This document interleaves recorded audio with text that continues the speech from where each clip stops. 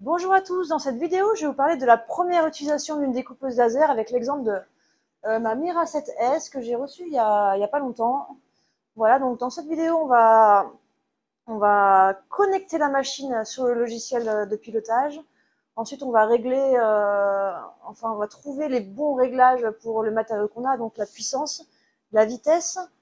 Ensuite, on va parler d'un critère, d'un réglage en fait qui est super important, c'est la puissance max et la puissance min. Qu'est-ce qu'on va voir aussi? On va essayer de voir quelles sont les différentes tâches, comment faire pour que la machine elle lance telle tâche en premier ou telle tâche en seconde. Et à la fin, donc j'ai une étude des cas, j'ai fait un petit fichier histoire de vous montrer comment utiliser la machine. Donc là, il est encore en train de sécher, c'est un magnète pour le frigo. Allez, c'est parti, on y va?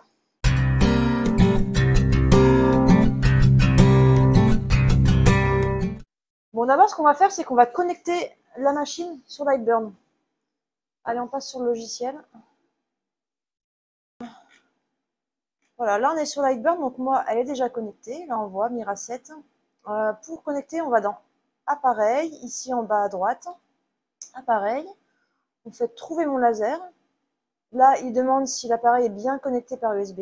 Donc, j'espère que vous l'avez fait. On fait Suivant. Et il trouve la machine, et voilà, on ne va pas rechercher quand même. Allez, je vais le faire. Voilà, elle est là. On choisit. Moi, j'ai essayé Serial, ça l'a fait. Voilà, donc annuler parce que moi, elle est déjà enregistrée. Une fois que vous avez connecté votre machine avec à Lightburn,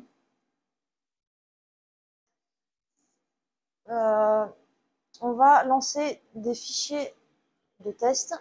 Bon, alors du coup, je suis en train de faire des tests, des grilles de test pour tester un nouveau matériau, du peuplier de 2 mm. Donc là, j'ai fait des premiers tests, je vous montre, pour la gravure du coup. Du coup, j'ai lancé des grilles de test sur Lightburn. J'ai fait une première, donc avec des plages larges, de 5, la puissance de 5 à 70, vitesse 250 à 1000. Et je vais mettre en pause. Donc là, j'ai vu que c'était trop clair, donc j'ai descendu la vitesse. J'ai vu que là, il commençait à y avoir dans une diagonale des couleurs, des teintes et des profondeurs de bois qui m'intéressaient. Donc là, j'ai encore affiné. Donc j'ai vu que là, la teinte que je préférais, c'était celle-là. 167 de vitesse, 41 de puissance. Donc là, j'ai affiné entre 30 et 50 de puissance et entre 150 et 180 de vitesse. Donc là, je vais voir, j'avais une jolie plage de nuances. Donc voilà, ça y est, ma tâche elle est finie. On va regarder un petit peu. Alors, donc les différences sont vraiment subtiles, mais c'est intéressant. Je vais garder cette planche là, je vais ajouter des tests de découpe. Je vais garder cette planche de côté, comme ça quand je vais travailler, à chaque fois que je vais travailler avec ce bois là, je vais avoir la planche sous les yeux pour choisir les bons réglages. On va lancer, je vais vous montrer comment on fait maintenant une grille de test de découpe. Voilà, donc là dans Laser Tools, il y a Material Test. Donc là je vais faire éditer. En fait, là, je suis en mode gravure. Donc, je vais mettre en mode ligne. OK. OK. Le texte, il est écrit, je vais aller un peu plus vite. OK. Donc là, voilà. Donc ici, j'ai mes vitesses. Et ici, ma puissance. Donc, je vais essayer 10 vitesses. De 10 à 300. Allez, soyons fous. Et les puissances... donc, je vais jamais à 100. On va mettre 80. De 10 à 80. Allez, on peut enregistrer. On y va.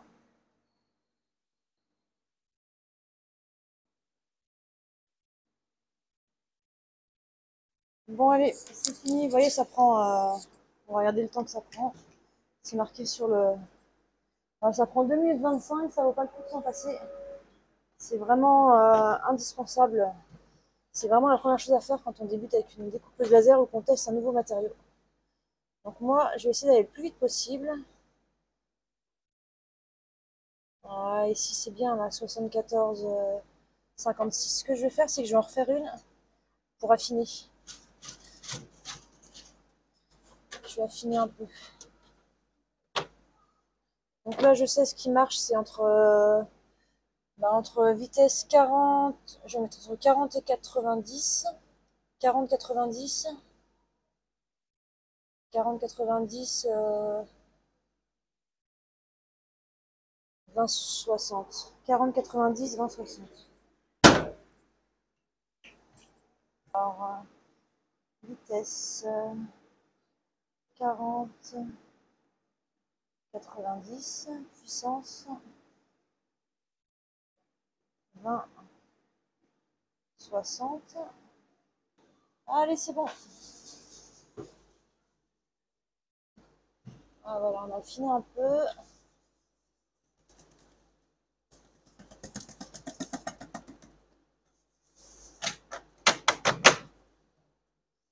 Alors, je vais prendre 62, 42. Ça a l'air pas mal. Du coup, c'est bon, j'ai fini et j'ai terminé mes paramètres. Donc en gravure, je vais prendre 180-40. Ah, donc c'est bien foncé et pas trop profond. Et en découpe, je vais prendre 50-50. Voilà, comme ça, je suis sûre que ça découpe, j'ai pas de problème. Le réglage d'une machine, c'est le dosage entre la vitesse et la puissance.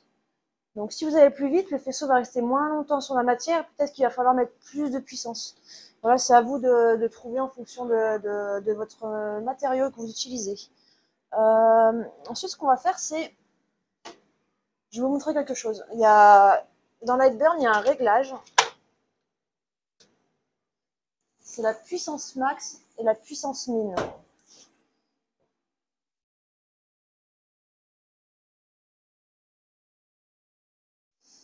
Alors, imaginons, on va se faire un petit test.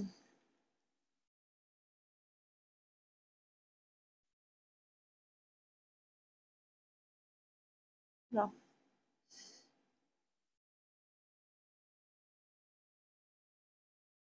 Donc là, je vais faire du marquage. Je vais me attribuer une couleur pour celui-ci. Donc ici, le 11. Donc le 11, moi j'ai envie de faire du marquage.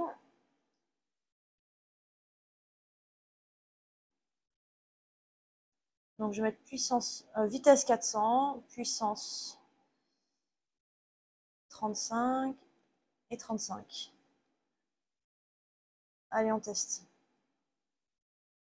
Ah, faut que je le sélectionne, c'est mieux.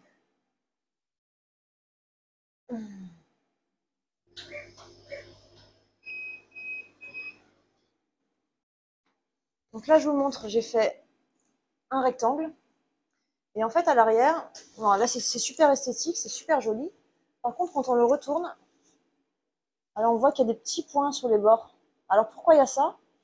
C'est parce que tout simplement, le laser il passe, voilà, il fait la coupe, et quand il arrive dans un angle, il faut qu'il ralentisse pour pouvoir changer de direction. Et là, au moment où il ralentit, on a paramétré la même puissance, du coup ça prend plus de temps, et du coup ça traverse la matière, et c'est pas beau. Et on va avoir ce même problème pour la gravure. Par exemple, si vous lancez une gravure et que vous laissez la même puissance, sur les bords, ça va être plus cramé, ça c'est certain. Alors donc là, on a mis avec les mêmes paramètres, on va essayer de changer un peu tout ça. Alors, Lightburn. C'était un peu gros mon carré. Hop. On va rester sur la... Je vais remettre le même couleur. C'était lequel de verre, le 21? Non, le 11. Ok.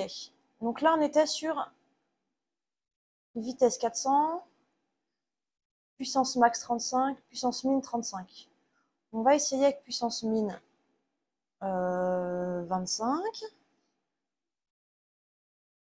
On va en faire un autre. Puissance max, alors on avait dit 400,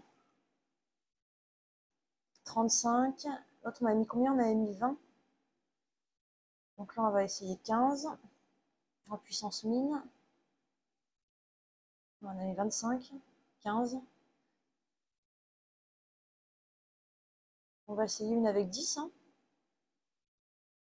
Non, 435, 10. 435 et 10.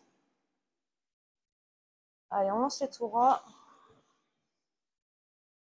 Je replace mon origine. Ok. Démarrer.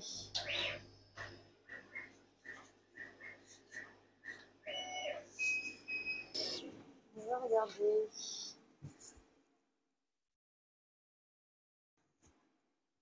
Alors donc c'est ces 3 nouveaux carrés. 1, 2, 3. Donc là on était à 400 puissance max 35, puissance max 35, ça traverse. Là on a mis 25 en puissance mine, là on a mis 15, là on a mis 10. On regarde, et ben ça traverse partout. C'est dingue. Ça traverse vraiment partout. Donc on va essayer des réglages encore de la puissance mine encore plus bas. On va mettre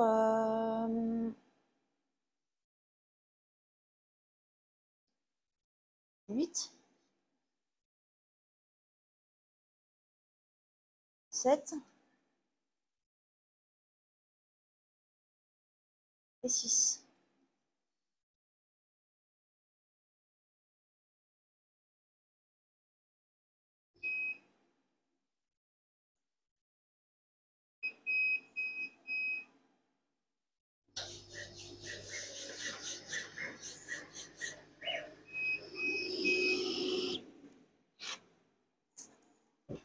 Alors là, on a bien nos 3 carrés. Ah, alors là, ça traverse, le premier traverse, on avait mis 8, 7 et 6. Le second traverse légèrement. Alors par contre, là, le 6, ça traverse pas. Donc là, on a trouvé notre puissance minimum 6. C'est vraiment, l'écart est vraiment incroyable. Bon, en tout cas, c'est cool. On va pouvoir lancer des fichiers sans que ça traverse. Regardez, j'avais essayé de découper, de marquer des cartes postales. Et puis à l'arrière, c'était un vrai gruyère. Bon, avant de lancer le fichier, je vais vous parler de quelque chose qui est plutôt important et qu'on a déjà eu un ami qui a acheté une découpeuse laser et qui n'avait pas du tout compris. C'est l'origine, en fait, le placement de l'origine. Déjà sur Lightburn, allons-y. Sur Lightburn, ici à droite, on a soit position actuelle, origine utilisateur ou coordonnées absolues. Donc les coordonnées absolues, on va changer la coordonnée absolue. Voilà, donc ici, l'origine, elle va se placer là où vous l'avez déterminée. Donc moi, si c'est, je ne vais plus changer là, il faut que je remette. Bon, bref. Les coordonnées absolues, c'est là où vous avez déterminé l'origine de votre machine.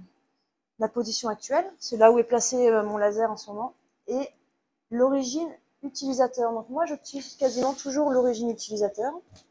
Donc si vous utilisez origine utilisateur, c'est sur la machine que ça se passe. On déplace avec les flèches. On va dire que là, j'ai un petit endroit où ça n'a pas été travaillé. Et je vais appuyer sur origine. Donc il y a des avantages à ça. Si voilà, vous avez un morceau de bois, il y a des endroits où vous avez encore de la place, vous pouvez placer le laser où vous voulez et découper à cet endroit-là. Donc là, si vous choisissez ça, il y a un paramètre important à prendre en compte, c'est qu'il faut absolument, du coup, votre fichier, que vous le déplacez vers le point vert qui est le point d'origine. Du coup, maintenant que j'ai paramétré bien trouvé mes paramètres, en fait, j'ai trouvé les réglages de vitesse et de puissance, j'ai trouvé mon min, j'ai trouvé mon max. Je vais découper mon fichier de test, mon fichier, voilà, un premier fichier, ce qui est sur Lightburn. Donc c'est un papillon avec 3 tâches. Donc là, il y a un truc important à faire, c'est de bien placer les calques en fait. Moi, je fais toujours la gravure en premier, ensuite le marquage, ensuite la découpe. Parce que parfois, ça arrive que la découpe, si on met la découpe en premier, ensuite parfois on est mal placé. Il y a quelques réglages. Ah, d'ailleurs, je ne suis pas sur la bonne machine. Il y a quelques réglages. Donc ici, dans paramètres d'optimisation, voilà, vous pouvez choisir qu'est-ce que vous allez faire comme tâche en premier. Là j'ai placé les calques dans l'ordre, donc j'ai fait en premier trier par calque, ensuite trier par groupe. Ici, on a d'autres paramètres. Couper les formateurs en premier, oui.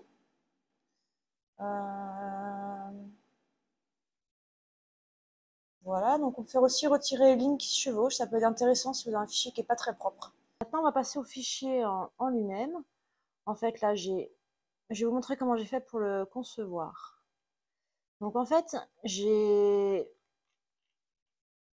un papillon que j'ai vectorisé. Donc j'ai récupéré tous les contours. Voilà, j'ai extrait le premier contour, celui-ci. On va essayer de le refaire. Alors je vais copier tout ça, dupliquer. On va repartir de zéro. Donc je suis partie d'un papillon que j'ai trouvé sur internet et que j'ai vectorisé pour avoir les lignes, voilà, les traits de découpe vectorisés. Donc j'ai rajouté le prénom de mon fils, on verra dans d'autres vidéos comment on fait. Donc j'ai pris le contour, je l'ai dupliqué, CTRL D, et ensuite j'ai utilisé la fonction Offset Shapes, décalage à l'extérieur. Donc là c'est beaucoup trop bien sûr. Voilà, 1 mm. Ok, donc là j'avais mon contour un tout petit peu plus large que le papillon. Donc là, ça va être en découpe. Voilà, et je voulais que cette partie-là, il y ait de la gravure aussi. Donc je vais enlever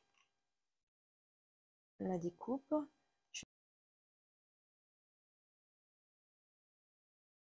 Ah voilà. Là, j'ai ma gravure maintenant. J'ai donc ma gravure, elle est en mode image. Donc moi, je vais en mettre dans cette couleur image. Donc là, j'ai mes paramètres déjà. Donc la gravure, je la mets toujours en première tâche. J'ai mon marquage qui est ici. Donc ça va juste marquer, ça va pas traverser, pas découper en fait. Je vais grouper. Et là, j'ai de la découpe. Donc ça, c'est tous les trois là. Je vais les mettre sur la même partie. Donc je clique ici, ça centre tout. Voilà, donc là, j'ai une partie. Ah, je vous ai pas montré pour le contour que j'avais ici.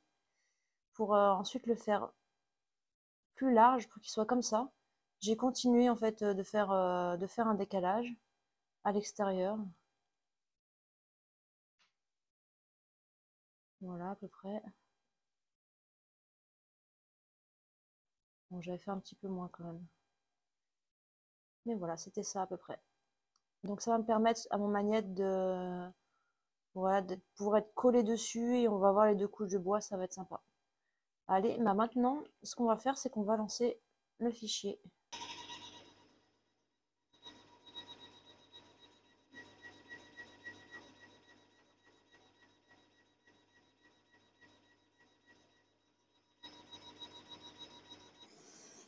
Alors, on va regarder. Hop, c'est pas mal.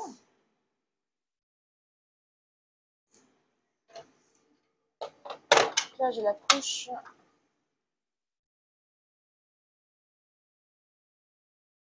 Donc, je vais coller les deux couches ensemble. Et ce que je voudrais faire, c'est mettre des magnettes. Donc là, j'ai des magnettes qui sont avec un système de colle. Donc, j'ai déjà testé en collant, ça fonctionne pas super bien. Ce que je vais faire, c'est que je vais là, je vais en mettre deux parce qu'avec un seul, c'est pas suffisant. Je vais en mettre un là et un là. Je vais creuser un peu le bois pour que. Donc, je le mets sur l'arrière et je vais creuser.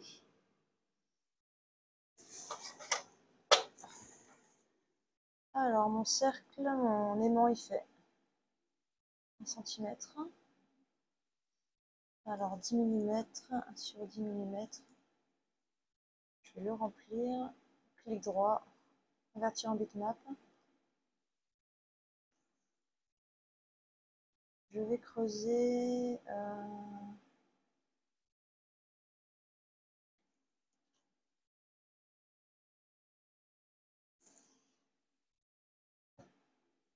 Allez, go.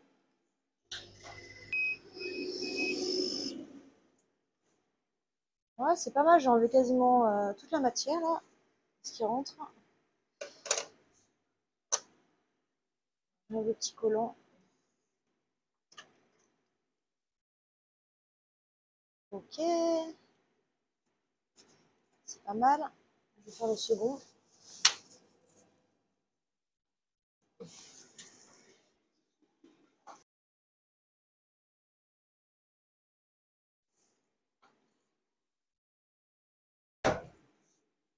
J'ai plus qu'à le coller maintenant.